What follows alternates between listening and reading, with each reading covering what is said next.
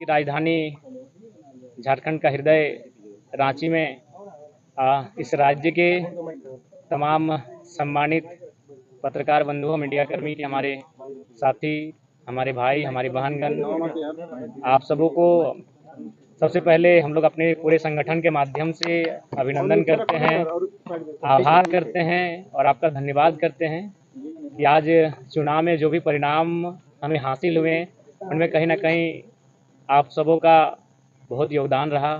आप सबों ने हम जैसे नौयुवाओं को अपने चैनल में स्थान दिया, हमारे विचारों को गांव-गांव तक लेकर जाने का प्रयास किया। इसके लिए आप सबों का हम लोग तहे दिल से आभार प्रकट करते हैं, अभिनंदन करते हैं।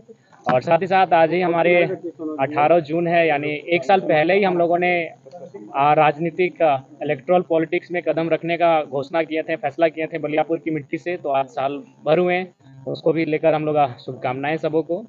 और साथ ही साथ झारखंड के तमाम मतदाताओं को आभार करते हैं जिन्होंने हमें पहले चुनाव में फर्स्ट अटैम्प्ट में एज ए हमारे सभी प्रत्याशी निर्दलीय लड़े और उनको लगभग 8.5 लाख के आसपास मत प्राप्त हुए। इसके लिए पूरे झारखंड के जनमानस का आभार व्यक्त करते हैं।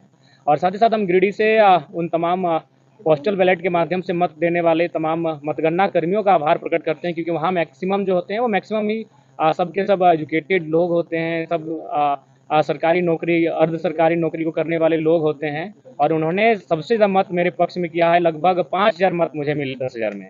तो तमाम मतगणना कर्मी जिन्होंने मतदान किया है उनका एक बार पुनः विशेष आभार, और बाकी इस राज्य की जनता का बहुत बहुत आभार, जिनके माध्यम से आज हमें एक हौसला मिला है, कि एक नई ऊर्जा मिली है। और साथ ही साथ हम लोग आशा करते हैं, उम्मीद करते हैं कि जिस उम्मीद के साथ राज्य के जनमानस, राज्य की जनता हम लोग पर आस जता रही है, उस पर हम लोग खरा उतरने के लिए आगामी विधानसभा के चुनाव में मजबूती के साथ शिरकत करेंगे।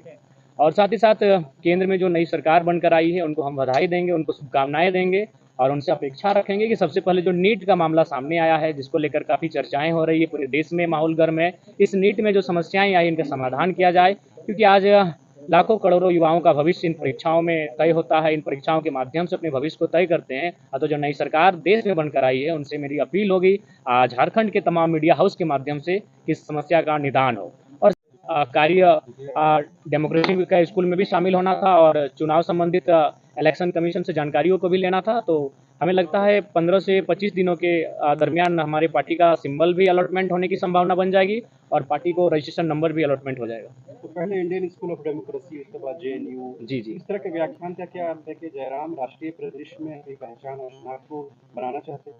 देखिए मेरा उद्देश्य ये रहा कि जिन मंचों में मुझे अवसर मिला, मैंने वहाँ झारखंड की, मैंने तो आशा किया था कि संसद में झारखंड के विषयों को रखा जाएगा, लेकिन अगर संसद में जाने से हम लोग चूक गए तो कम से कम उन संस्थानों तक हमारे विषय जाने चाहिए जहाँ देश और राज्य के तमाम मुद्दों पर विचार और विमर्श किया जाता है। तो उस उद्देश्य के साथ मैंने उन आमंत्रण को स्वीकार किया, चाहे इंडियन स्कूल ऑफ डेमोक्रेसी का मामला हो या फिर जेएनयू का मामला हो। और साथ ही हम लोग वहाँ एग्रीकल्चर यूनिवर्सिटी भी गए थे, वहाँ के भी तमाम रिसर्च स्कॉलर से मिले जहाँ झारखंड के भी युवा हैं।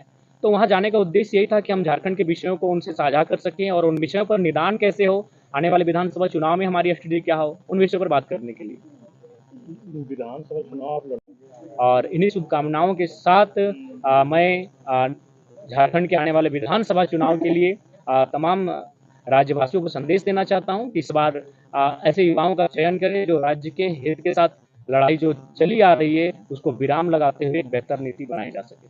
आपकी सवाल है। तो आप लोग विधानसभा में क्या क्या रणनीति है आप लोग चुनाव लड़ने का? देखिए विधानसभा के चुनाव हम लोग प्रयास करेंगे कि बहुमत की सीटों पे लड़े, यानी मान के चलिए हम लोग 8 लोकसभा की सीटों पे चुनाव लड़े थे, तो 8 6 48, शायद चतरा और हजारीबाग में 5 यानी 40 सीटें तो हमारे अंदर आ ही रही हैं।